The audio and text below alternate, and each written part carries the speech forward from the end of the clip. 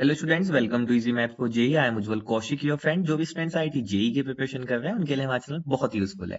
आज का क्वेश्चन है, assume that each born child is equal likely to be a boy और a girl if two families have two children each, then the conditional probability that all children are girls given that at least two are girls। ठीक है, तो सबसे पहले easy करने के लिए events बना लेते हैं। तो हमने मान लीजिए इवन इवेंट माना, ऑल चिल्ड्रन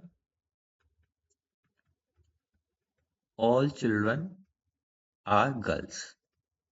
ठीक है, और E2 में मान लेते हैं at least two are girls, at least two are girls. ठीक है, अब देखो यहाँ पे गिवन है each born child is equal likely, तो यानी कि प्रोबेबिलिटी ऑफ बॉय वो भी क्या होगी 1/2, और probability of girl that is also 1/2। ठीक है, अब हमें निकालना क्या है, conditional probability that all children are girls given that at least two are girls. मतलब बेसिकली हमें probability of E1 by probability of E2 ये निकालना है। ठीक है, E1 क्या है, all children are girls, given है एटलीस्ट टू आर गर्ल्स। ठीक है, तो चलो सबसे पहले यहां से निकाल लेते हैं कि प्रोबेबिलिटी ऑफ E1 क्या होगा। प्रोबेबिलिटी ऑफ E1 होगा, यानी कि हमारी जो चिल्ड्रन है वो गर्ल्स है। अब देखो दो फैमिलीज हैं, तो ये मान लीजिए ये फैमिली ए है और ये मान लीजिए ये कोई फैमिली बी है, and each have two children, तो इनके भी दो बच्चे हैं और इनके भी दो बच्चे हैं। ठीक है, अब प्रोबेबिलिटी ऑफ E1 क्या है, ऑल चिल्ड्रन आर गर्ल्स। अगर सभी चिल्ड्रन गर्ल्स हैं, इसकी प्रोबेबिलिटी क्या हो सकती है, तो देखो यानी कि हम जो हमारे पास टोटल 4 बच्चे हैं, तो हमने वो चूज किए, तो चारों की चारों गर्ल्स आई, और गर्ल्स आने की प्रोबेबिलिटी 1/2 की पावर 4। ठीक है, अब दूसरा केस क्या बनता है, सॉरी केस नहीं, दूसरा इवेंट है प्रोबेबिलिटी ऑफ E2।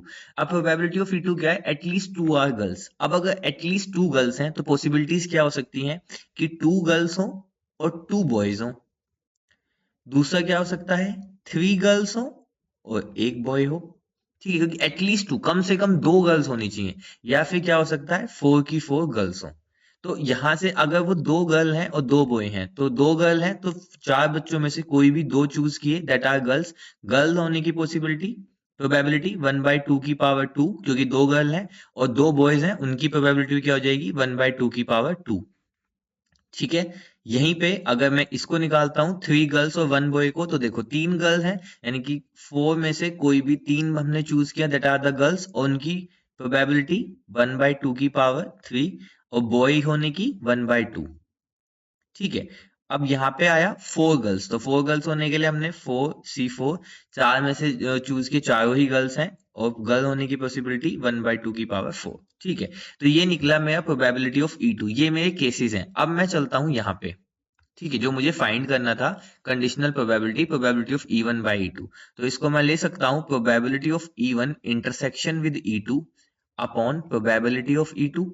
ठीक है, अब देखो E1 इंटरसेक्शन E2 क्या है, E1 है all children are girls, E2 है एटलीस्ट टू आर गर्ल्स। तो अगर मैं इनमें कॉमन देखूं तो कौन सी चीज कॉमन आएगी, ऑल चिल्ड्रन आर गर्ल्स, ये है E1। तो यहाँ पे 4G ऑल की जो हमने चूज की है, 4 की 4 क्या हो, गर्ल्स हो। तो यानी कि probability of E1 intersection E2, this is same as probability of E1।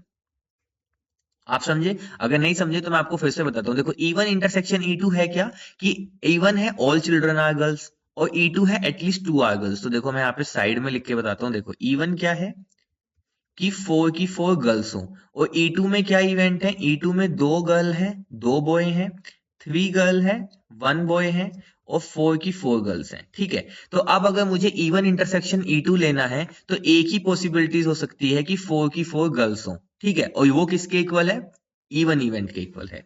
तो इसीलिए मैं कह सकता हूं probability of E1 intersection E2 that is same as probability of E1 divided by probability of E2।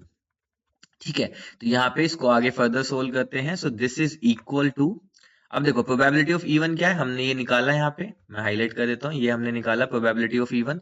तो यहाँ से आ जाएगा 4C4 इंटू 1/2 की power 4 upon probability of E2 क्या हो जाएगा, इन सभी केसेस को ऐड कर देंगे, तो दैट इज 4C2 1/2 की पावर 4 प्लस 4C3 अगेन 1/2 की पावर 4 प्लस 4C4 एंड 1/2 की पावर 4.